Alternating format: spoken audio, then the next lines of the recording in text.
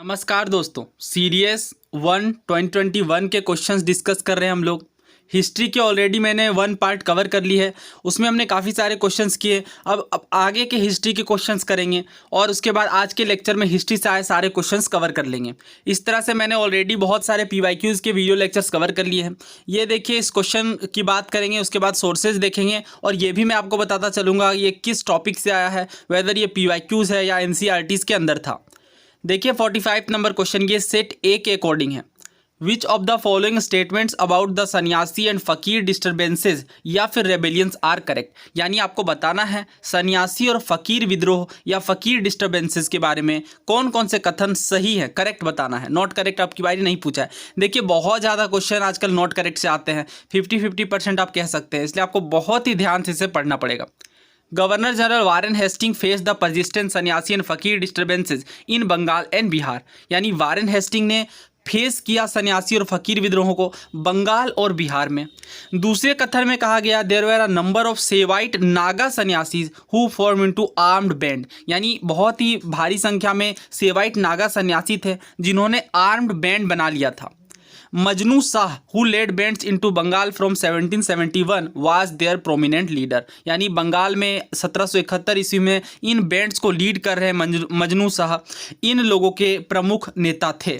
किनके? सन्यासी और फ़कीर विद्रोहों के। तो दोस्तों क्वेश्चन के सोर्स पर जाने से पहले मैं आपको बता दूं कि ऑलरेडी मैंने सिविल अपराइजिंग्स के ऊपर और 1857 के रिवोल्ट के ऊपर बहुत ही डिटेल्ड वीडियो बना दी है। आप उन लेक्चर्स को ज़रूर देखिए, क्योंकि अभी सन्यासी रिवोल्ट के बारे में पूछा है, बट इसके अलावा और भी बहुत सारे सिविल अपराइजिंग्स, बहुत सारे ट्राइबल रिवोल्ट्स देखने को मिले थे, उनसे भी काफ़ी सारे क्वेश्चंस आते हैं। देखिए मैं आपको हमेशा कहता हूं कि कुछ ऐसे फ्रीक्वेंट टॉपिक होते हैं जो बार बार एग्जाम के अंदर पूछे जाते हैं। जैसा अगर मैं एग्जाम्पल दूं आपको हिस्ट्री के अंदर ही, तो चार्टर एक्ट हो गई, इनसे क्वेश्चन आने ही आने हैं। उसके बाद अगर आप देखें मॉडर्न हिस्ट्री के कंटेक्स्ट में, तो गांधी युग के बारे में, पत्र पत्रिकाओं के बारे में, इन सब चीज़ों को आपको सबसे पहले और अच्छे से प्रिपेयर करना है और इन चीज़ों की नॉलेज आपको प्रीवियस ईयर क्वेश्चन ही देगी। इसलिए मैंने ऑलरेडी इस पर वीडियो बना दी है और बहुत ही डिटेल में मैंने बात की थी उस टाइम पे सन्यासी रिवोल्ट के बारे में। देखिए जो ईयरली रिवोल्ट थे आप देख सकते हैं टाइम पीरियड, 1757 ईस्वी में प्लासी का युद्ध हुआ, 1764 ईस्वी में बक्सर का युद्ध हुआ। यानी बक्सर के युद्ध के आसपास का टाइम है। यानी ब्रिटिशर्स उस टाइम पे भारत के अंदर अपनी जड़ें नहीं जमा पाई थी, ईस्ट इंडिया कंपनी ही बस स्टार्ट हुई थी भारत के अंदर व्यापार करना। तो अगर बात करें सन्यासी रिवोल्ट की, तो इसके पीछे की मुख्य वजह यह थी कि बहुत ही भयंकर फेमाइन देखने को मिला 1770 में, और ईस्टर्न इंडिया के जो सन्यासी थे उन्होंने ब्रिटिश योग से फाइट करने का निर्णय लिया। और ओरिजिनली पीजेंट्स थे स्टार्टिंग में, लेकिन धीरे धीरे सन्यासी भी बहुत ही लार्ज नंबर में जुड़ते गए, स्मॉल जमींदार हो गए, डिसबैंडेड सोल्जर हो गए और रूरल पुअर भी इनसे जुड़ते गए। इन्होंने किस तरह से अपराइजिंग को लीड किया? कंपनी की फैक्ट्रीज को ये रेड करते थे, ट्रेजरीज को लूटते थे और कंपनी के फोर्सेस से भी लड़ाई भी करते थे, फॉट भी करते थे। It was only after a prolonged action that Warren Hastings could subdue the sannyasis. बहुत ही लंबे अंतराल के बाद वारेन हेस्टिंग सन्यासीज पर सबड्यू करने पर कामयाब हो पाए। इक्वल पार्टिसिपेशन देखी गई, हिंदू मुस्लिम यूनिटी देखी गई अपराइजिंग्स में, समटाइम रेफर्ड टू एज फ़कीर रेबेलियन। बहुत जगहों पे इसे फ़कीर रेबेलियन के नाम से भी जाना जाता है। अगर बात करें मेन लीडर्स की, तो बहुत ही इंपॉर्टेंट नाम है, ध्यान रखनी है। मजनूम शाह हो गए आपके, जिसे मजनू शाह भी कहीं कहीं पे लिखा मिलेगा, चिराग अली, मूसा शाह, भवानी पाठक, ये नाम आपको नहीं भूलना है। भवानी पाठक और देवी चौधरानी, ये दो बहुत ही इंपॉर्टेंट लीडर्स थे सन्यासी या फिर फकीर विद्रोह से एसोसिएटेड। अब देवी चौधरानी की बात आई है तो एक बात ध्यान रख लीजिए कि जो आनंद मठ जो बुक लिखी गई है बंकिम चंद्र चटर्जी के द्वारा, ये जो बुक है ये सन्यासी रिवोल्ट पर बेस्ड है। वेरी वेरी इंपॉर्टेंट पॉइंट, बहुत बार एग्जाम के अंदर पूछा गया है कि जो बंकिम चंद्र चटर्जी द्वारा लिखी बुक है आनंद मठ, वो किस पर बेस्ड है? तो वो सन्यासी विद्रोह पर बेस्ड है। और बंकिम चंद्र चटर्जी ने एक और बहुत ही प्रमुख किताब लिखी थी, एक और बहुत ही प्रमुख उपन्यास नोवेल लिखी थी, उसका नाम था देवी चौधरानी। और ये दिखाती है कि उस टाइम पे बहुत ही पहले, अगर हम लोग बात करें 1770s के दशक में, तो महिलाओं का भी कितना प्रमुख रोल था इन विद्रोहों में, इस बात को स्पष्ट रूप से दिखाती है ये बुक। दोस्तों हमने देखा बिल्कुल सही बात है, वारेन हेस्टिंग को परसिस्टेंस फेस करनी पड़ी। और दूसरा देखा बहुत सारे सन्यासी आर्म्ड बैंड के रूप में जुड़ते गए और मजनू शाह एक बहुत ही प्रमुख प्रोमिनेंट लीडर हुए सन्यासी रिवोल्ट के। तो करेक्ट आंसर क्या होगा यहाँ पे हमारा? ऑप्शन बी, तीनों ही कथन बिल्कुल सही है। अगला प्रश्न देखिए, बहुत ही अच्छा और कंफ्यूजिंग क्वेश्चन है अगर डिटेल में इसे ना पढ़ा गया हो तो। Who founded the Central Hindu School at Banaras which was later develop into Banaras Hindu University. यानी सेंट्रल हिंदू स्कूल की स्थापना किसने की जो आगे चल के बनारस हिंदू यूनिवर्सिटी के रूप में डेवलप हुआ। ऑप्शन है हमारे पास मदन मोहन मालवीय जी, एनी बिसेंट, ईश्वर चंद्र विद्यासागर या मैडम एच.पी. ब्लावत्स्की। दोस्तों हमेशा की तरह बात करेंगे क्वेश्चन के सोर्स की, तो तमिलनाडु बोर्ड की हिस्ट्री भी बहुत ज़्यादा पढ़ी जाती है, पतली किताबें होती हैं, आसानी से आप पढ़ के इन बुक्स को रिवाइज भी कर सकते हैं। तो उसी के अंदर दिया गया, देखिए जो तमिलनाडु बोर्ड वाली बुक है वो बहुत ही ज़्यादा फैक्चुअल है, जो कि हमारे एग्जाम के परस्पेक्टिव से काफ़ी इंपॉर्टेंट बनती है। तो इसी के अंदर अगर आप देखें तो यहाँ पे बताया गया है Mrs any Besant founded the Central Hindu school along with Madan Mohan Malviya. यानी मिसेस एनी बिसेंट ने सेंट्रल हिंदू स्कूल की स्थापना की मदन मोहन मालवीय के साथ मिलकर बनारस में, जो कि आगे चल के बनारस हिंदू विश्वविद्यालय के रूप में डेवलप हुआ। अगर आप बिपिन चंद्रा की ओल्ड एनसीईआरटी देखें तो वहाँ पे भी बताया गया one of Mrs Besant many achievement in India was the establishment of central Hindu School at Banaras. यानी मिसेस एनी बिसेंट की प्रमुख घटनाओं में से, प्रमुख अचीवमेंट्स में से एक इस्टेब्लिशमेंट है सेंट्रल हिंदू स्कूल बनारस में, जो आगे चल के विच वाज लाटर डेवलप बाय, जो आगे चल के मदन मोहन मालवीय के द्वारा विकसित किया गया बनारस हिंदू विश्वविद्यालय के रूप में। सो आपने किसी भी हिस्ट्री बुक को फॉलो किया हो, इवन बेसिक एनसीईआरटीज़ में भी ये आपको देखने को मिल जाएगी। तो इसलिए ये क्वेश्चन आसान आप कह सकते हैं, क्योंकि हर सोर्सेज के द्वारा इसे कवर्ड किया गया। Correct answer option be any Besant है। हालांकि फर्स्ट ऑप्शन मदन मोहन मालवीय दिया गया, उन्होंने फाउंड नहीं किया था, वो उनके आप एज अ सहयोगी बोल सकते हैं, बट आगे चल के इनका बहुत ही अहम योगदान रहा। नेक्स्ट क्वेश्चन देखिए, लोक हितवादी के रूप में कौन से पॉपुलरली फिगर इनमें से जाने जाते हैं। अगेन बहुत ही सिंपल क्वेश्चन, क्योंकि बहुत बार एग्जाम्स के अंदर ये रिपीट हुआ है ऑलरेडी। लोक हितवादी गोपाल हरि देशमुख जाने जाते थे, और ये क्वेश्चन मैंने ऑलरेडी अपने लेक्चर में कवर भी किया है। जब मैं सोशो रिलीजियस रिफॉर्म को कवर कर रहा था तो मैंने आपको बताया है कि इससे 2 से 3 क्वेश्चन आने ही हैं हर एग्जाम के अंदर, इस टॉपिक को आपको डिटेल में कवर करना है। उस टाइम पर मैंने बताया था कि लोक हितवादी के नाम से गोपाल हरि देशमुख, जो कि महाराष्ट्र के एक बहुत ही फेमस लीडर आप कह सकते हैं, उन्हें जाना जाता है लोक हितवादी के नाम से। सो ये आप स्पेक्ट्रम का page 215 survey of socio cultural reform movements के अंदर देख सकते हैं। गोपाल हरि देशमुख जो कि लोक हितवादी के नाम से फेमस थे, उनके बारे में बताया गया। ये एक सोशल रिफॉर्मर थे महाराष्ट्र से, और ये प्रभाकर न्यूज़पेपर निकालते थे। ये बात भी ध्यान रखिए, प्रभाकर अखबार वीकली न्यूज़पेपर था जो कि गोपाल हरि देशमुख जी के द्वारा निकाला जाता था। लोक हितवादी पेन नेम ये यूज़ करते थे। इन्होंने इंडियन सोसाइटी को रेशनल बेसिस में, रेशनल प्रिंसिपल्स में ऑर्गेनाइज करने की बात की, ह्यूमनिस्टिक और सेक्युलर वैल्यूज में। He attacked Hindu orthodoxy and supported social and religious equality. ठीक है, एक और अखबार, ही स्टार्टेड अ वीकली हितेक्षु। ध्यान रखिए, बहुत ही इंपॉर्टेंट पेपर का नाम है Hitechhu. And also played a leading role in founding the periodicals Gyan Prakash, Indu Prakash और लोक हितवादी। बहुत ही प्रमुख अखबार है ये महाराष्ट्र के अंदर। इन अखबारों को भी गोपाल हरि देशमुख जी के द्वारा स्टार्ट किया गया। सो दोस्तों मैं आपको रिकमेंड करूंगा कि जो सोशो रिलीजियस रिफॉर्म में ये एक इंपॉर्टेंट फैक्टर है, आप इसे अच्छे से समझ लें।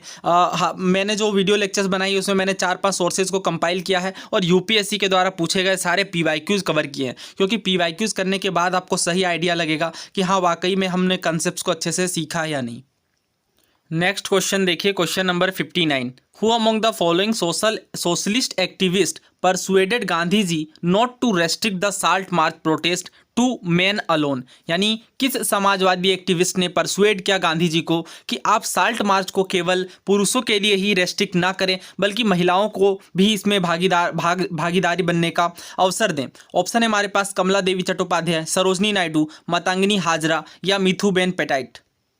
सो दोस्तों उस प्रश्न के डिटेल एनालिसिस और सोर्सेज से पहले मैं आपको CAPF 2020 का क्वेश्चन दिखाना चाहता हूं। आपसे पूछा गया था which one of the following statement is not correct regarding Gandhi ji Dandi यात्रा। गांधी जी के दांडी यात्रा से संबंधित कौन सी बात यहाँ पे गलत देखी गई, ये आपको बताना था। It was the first national activity in which women participated in large number. यह पहली ऐसी राष्ट्रीय घटना थी जिसमें महिलाओं ने काफ़ी पुरजोर तरीके से भाग लिया, पार्टिसिपेट किया। Gandhi ji allowed the participation of women on the request of Kamala Devi Chattopadhyay. इस सेंटेंस को ध्यान से समझ लीजिए। गांधी जी ने वुमेन की भागीदारी को, वुमेन की पार्टिसिपेशन को एलो किया कमला देवी चट्टोपाध्याय के रिक्वेस्ट पर। तीसरा कहा गया march was fully covered by the western press, यानी मार्च को बहुत ही वेस्टर्न प्रेस के द्वारा कवर किया गया और रिपोर्टिंग की गई। चौथा कहा गया the march began after the failure of first round table conference in Delhi. हमसे नॉट करेक्ट पूछा गया था, तो हमारा यहाँ पे करेक्ट आंसर डी होगा, क्योंकि हमें पता होना चाहिए कि जो टाइम पीरियड है यहाँ पे गांधी जी के साल्ट मार्च का, जिसे हम लोग डांडी मार्च कहते हैं, वो मार्च 1930 में देखने को मिला, जबकि जो फर्स्ट राउंड टेबल कॉन्फ्रेंस है वो नवंबर के आसपास, नवंबर 1930 में देखा गया। तो ये बाद में हुआ है, ये घटना जो राउंड टेबल कॉन्फ्रेंस की घटना है वो साल्ट मार्च के बाद में हुई है, ना कि फेलियर के बाद। तो ये बात यहाँ पे गलत है, तो हमारा करेक्ट आंसर यहाँ पे डी था। बट जैसा कि मैंने आपको कहा कि कभी भी लोग पूछते हैं कि ये चैनल किस पर्टिकुलर एग्जाम को लेकर डेडिकेटेड है, तो मैं आपको आज क्लियर कर दूं, यूपीएससी के किसी भी एग्जाम में ह्यूज रेपिटेशन देखने को मिलता है क्वेश्चन का। क्वेश्चन के नेचर को समझना और इंपॉर्टेंट फैक्ट्स को बताना इस चैनल का मुख्य उद्देश्य है। तो ये देखिए यहाँ पे जो हमने बताया कि जो सेकंड ऑप्शन है यहाँ पे करेक्ट आंसर था, और इसी के बेसिस पे क्वेश्चन फ्रेम कर लिया गया। सो अब तो आपको किसी प्रकार की डाउट नहीं होगी, इसका करेक्ट आंसर ऑप्शन ए है, कमला देवी चट्टोपाध्याय। कमला देवी चट्टोपाध्याय के परसुएड करने पर गांधी जी ने महिलाओं के लिए भी ये अपॉर्चुनिटी, सोशल एक्टिविस्ट कमला देवी चट्टोपाध्याय ने परसुएड किया गांधी जी को कि वो साल्ट मार्च प्रोटेस्ट को सिर्फ मेन के लिए ना ओपन रखें। तो करेक्ट आंसर क्या है? Option A. अब इस क्वेश्चन के सोर्स की बात कर लेते हैं। जैसा कि मैंने आपको बताया है ऑलरेडी कि थीम्स वाली एनसीईआरटी आपको मिस नहीं करनी है। Theme 13 Mahatma Gandhi and the nationalist movement अपने आप में बहुत ही इंपॉर्टेंट चैप्टर है। सिविल डिसोबीडियंस मूवमेंट पर यह बात करता है। यहाँ पेज 360 में आप देख सकते हैं डायलॉग्स के अंदर, Kamala Devi Chattopadhyay had persuaded Gandhi ji not to restrict the protest to men alone. Directly यहीं से क्वेश्चन फ्रेम किया गया है, इसलिए मैं आपको कहता हूँ एनसीईआरटीज़ के जो हिस्ट्री के बुक्स है वो काफ़ी ज़्यादा इंपॉर्टेंट है। तो ये हमने देख लिया। इसके अलावा ये आपको 8th एनसीईआरटी में भी कवर्ड मिल जाएगा। इवन दो अगर आपने उस डिटेल में उस बुक को नहीं पढ़ा होता, बट आप अगर पीवाईक्यूज अच्छे से कर लेते हैं, देखिए पीवाईक्यूज में रिवर्स इंजीनियरिंग टेक्निक आपको ये भी पता होना चाहिए, ऑप्शन से भी क्वेश्चन फ्रेम होते हैं। तो उस तरीके से जब आप पीवाईक्यूज करेंगे तो ही उसका बेनिफिट निकल के आएगा, क्योंकि डायरेक्टली क्वेश्चन वर्बेटिम रिपीट नहीं होंगे प्रीवियस ईयर से। हालांकि कभी कभी होते हैं, बट उनसे, उनके जिस्ट से, उनके जो बेसिक कहने का अर्थ होता है क्वेश्चन के ऑप्शंस वगैरह से क्वेश्चन जरूर फ्रेम कर लिए जाते हैं। अगला सवाल देखिए, विच one of the following painters was not associated with Humayun. कौन से जो पेंटर है वो हुमायूं से संबंधित नहीं थे। तो ऑलरेडी मैंने मुगल पेंटिंग पर वीडियो बना दी है, अगर आपने उसे देखी होगी तो ये क्वेश्चन आपके लिए आंसर करना सेकंड्स का खेल होगा। मीर सैयद अली, मौलाना दोस्त मुसाविर, मौलाना यूसुफ या बिहजाद। तो मैंने आपको बताया बहुत ही अर्ली पेंटर थे बिहजाद, जो कि बाबर के साथ भारत आए थे, और बाबर ने बताया कि बहुत ही एक प्रोमिनेंट पेंटर है बिहजाद। बाद में ये बिहजादी स्कूल भी स्टार्ट की गई, जो बिहजाद पेंटर को फॉलो करते थे उन पेंटर्स के द्वारा। आप मुगल पेंटिंग वाली वीडियो जरूर देखिए। हालांकि ये छोटा टॉपिक है, बट बहुत सारे क्वेश्चन इससे आते हैं। सीएपीएफ, सीडीएस में बहुत सारे क्वेश्चन आए। मैंने उस वीडियो में यूपीएससी के द्वारा जितने भी क्वेश्चन मुगल पेंटिंग पर आए हैं वो सारे एक साथ कवर कर लिए हैं। और अगर इस क्वेश्चन के सोर्स की बात करें तो आपको एनसीईआरटी की जो बुक आती है फाइन आर्ट्स की, वहाँ पर ये देखने को मिल जाएगा। करेक्ट आंसर ऑप्शन डी है। नेक्स्ट क्वेश्चन देखिए, match list 1 with list 2 and select the correct answer using the code. यानी आपको एक साइड में लेखक के नाम दिए गए हैं और दूसरे साइड में उनके पोएटिक वर्क के बारे में बताया गया है, और आपको मैच करना है कि कौन सा यहाँ पे करेक्ट है। वृंदावन दास, कृष्णदास कविराज, मुकुंदरम चक्रवर्ती और रामेश्वर भट्टाचार्य। डिफिकल्ट नाम लगते हैं, देखते हैं क्या पीवाईक्यू के अंदर ये था या इसका सोर्स क्या है। सवाल के सोर्स पर जाने से पहले मैं आपको CDS 2 2019 का क्वेश्चन दिखाना चाहता हूँ। आपसे पूछा गया चंडी मंगल जो है 16th सेंचुरी में जो लिखा गया, कंपोज किया गया, ये किस भाषा में लिखा गया है? संस्कृत, तमिल, बंगाली या ओडिया? तो इसका करेक्ट आंसर है ऑप्शन सी, बंगाली। अब बात करते हैं क्वेश्चन के सोर्स की। थीम्स वाली एनसीईआरटी पीजेंट जमींदार एंड स्टेट चैप्टर में पेज 209 में आप देख सकते हैं। जैसा कि मैं कहता हूं सोर्स के अंदर अगर आपने गौर किया हो, अगर आपने मेरी CDS 2 2021 वाली वीडियो देखी है, वहां पे एक क्वेश्चन आया था जहां नारा के ऊपर कि जहां नारा ने जो बुक लिखी है वो उस बुक का नाम क्या है? मुनिस अल अरवा उसका आंसर था। तो वो भी इसी तरह से सोर्स के अंदर जो बुक के नाम दिए गए हैं उसी के एक्सर्प्ट पर बात की गई थी। तो देखिए यहाँ से क्वेश्चन बनते ही हैं, तो ये जो एक्सर्प्ट वाले हैं वो आप एक साथ अच्छे से कर लें। हालांकि हालांकि मैं इस पर एक सेपरेट वीडियो ले आऊँगा अगर आप कमेंट बॉक्स में लिखेंगे तो यहाँ पे देखिए क्या हमसे बोला गया है। This is an extract from a 16th century Bengali poem. एक 16th सेंचुरी 16वीं शताब्दी का एक बंगाली पोएम है जिसका नाम है चंडी मंगल। अब जो बंगाल रीजन से होंगे उन्हें पता होगा, ये काफ़ी फेमस पोएम है। कंपोज किया गया किनके द्वारा, ध्यान रखिए मुकुंदरम चक्रवर्ती जी के द्वारा चंडी मंगल पोएम को कंपोज किया गया था। अब अगर आप देखें इस क्वेश्चन को तो यहाँ पे आपको चंडी मंगल के बारे में पूछा गया था। चंडी मंगल हमने देख लिया, मुकुंदरम चक्रवर्ती, तो 2 जाएगा यहाँ पे सी के साथ। तो अगर आप ऑप्शन में देखें तो 2 ऑप्शन एलिमिनेट हो जाते हैं, हमारे पास 2 बचते हैं। इसका करेक्ट आंसर ऑप्शन बी है। बाकी वृंदावन दास ने चैतन्य मंगल लिखा है, कृष्ण दास कविराज ने, एक सेकेंड, हाँ, वृंदावन दास ने चैतन्य मंगल लिखा है, कृष्णदास कविराज ने चैतन्य चरित अमृत लिखा है, और मुकुंदरम चक्रवर्ती ने चंडी मंगल, और रामेश्वर भट्टाचार्य ने शिव संस्कीर्तन। डिफिकल्ट नाम है ये और पोएटिक वर्क्स है, तो इनमें आप ध्यान रख लीजिए, हो सकता है इनमें से फिर किसी एक को रिपीट कर लिया जाए और पूछ लिया जाए। तो 1-2 फिर भी आप 50% इस क्वेश्चन को हल करने में कामयाब हुए एनसीईआरटी की मदद से। अगला सवाल देखिए, बेहद सरल सवाल है, ऑलरेडी बहुत बार यूपीएससी के डिफरेंट एग्जाम्स में पूछा गया है। विच स्कॉलर ने अकबर के दरबार में जो थे जिन्होंने भास्कराचार्य की लीलावती पुस्तक को फारसी भाषा में ट्रांसलेट किया। तो भास्कराचार्य के बारे में आपको पहले पता होना चाहिए कि भास्कराचार्य बहुत बड़े गणित के विद्वान थे एंशिएंट इंडिया में। इन्होंने लीलावती पुस्तक लिखी और फारसी में इसके ट्रांसलेशन का कार्य अबुल फजल के बड़े भाई फैजी ने किया। ऑप्शन बी यहाँ पे करेक्ट आंसर है, फैजी। अबुल फजल आपको पता होगा जिन्होंने अकबरनामा लिखी और आईने अकबरी लिखी, बहुत ही विख्यात लेखक, और इनके भाई फैजी ने इस कार्य को पूरा करवाया। दोस्तों, भास्कराचार्य एंशिएंट इंडिया के एक बहुत ही फेमस पर्सनालिटी है, इनके बारे थोड़ा समझ लीजिए। भास्कराचार्य, इन्हें भास्कर सेकंड कहते हैं क्योंकि इनसे पहले एक और भास्कराचार्य आए थे, इसलिए इन्हें आइडेंटिफाई करने के लिए भास्कर सेकंड कहा जाता है। टाइम पीरियड की बात करें तो 12th सेंचुरी का टाइम पीरियड देखने को मिलेगा। इनकी प्रमुख वर्क्स का नाम जान लीजिए, सिद्धांत शिरोमणि, जिसके अंतर्गत आपको 4 पार्ट देखने को मिलेंगे, लीलावती, बीज गणित, गृह गणित और गोला अध्याय, और इसके अलावा एक और बहुत ही फेमस बुक कर्ण कौतूहल भी इन्होंने लिखी। दोस्तों, सवाल ये उठता है कि लीलावती पुस्तक किन थीम से डील करती है। तो लीलावती पुस्तक में आपको क्वाड्रेटिक इक्वेशन के सॉल्यूशन मिल जाएंगे, क्यूबिक इक्वेशन जो बनते हैं उनके भी सॉल्यूशन देखने को मिलेंगे, क्वाड्रेटिक इंडिटरमिनेट इक्वेशन भी एक्सप्लेन किया गया है। तो काफ़ी बड़ी बात है, आप अगर टाइम पीरियड के अकॉर्डिंग देखें तो बहुत ही पहले इन चीज़ों के बारे में बता दिया गया था। एक और बात, जो प्रूफ है पाइथागोरस थ्योरम का वो भी दिया गया है। तो पाइथागोरस थ्योरम जो कि बाद में आई, उनसे पहले ही ये बोधायन प्रमेय के अलावा भी इन बुक में आपको ये देखने को मिल जाएगा। इसके बाद देखिए, लीलावती नाम क्यों पड़ा, तो लीजेंड्स के अकॉर्डिंग, कहानियों के अकॉर्डिंग ये माना जाता है कि इनकी डॉटर का नाम लीलावती था, तो इसलिए इन्होंने ये लीलावती पुस्तक का नाम लिखा। अबुल फैजी जो कि अबुल फजल के भाई थे, इन्होंने 1587 ईस्वी में इस पुस्तक को फारसी में ट्रांसलेट किया। यही सेम क्वेश्चन उत्तराखंड पीएससी में पूछा गया, ऑलरेडी बीपीएससी में भी पूछा जा चुका है। इसके अलावा ये क्वेश्चन अगर आप देखें सीडीएस 1 2016 में भी पूछा गया कि जो लीलावती पुस्तक है वो किस सब्जेक्ट से डील करती है। तो ऑप्शन का करेक्ट आंसर उस क्वेश्चन का है मैथमेटिक्स। ऑफ कोर्स हमने देखा क्वाड्रेटिक इक्वेशन वगैरह की बात की गई है। नेक्स्ट क्वेश्चन की ओर बढ़ते हैं।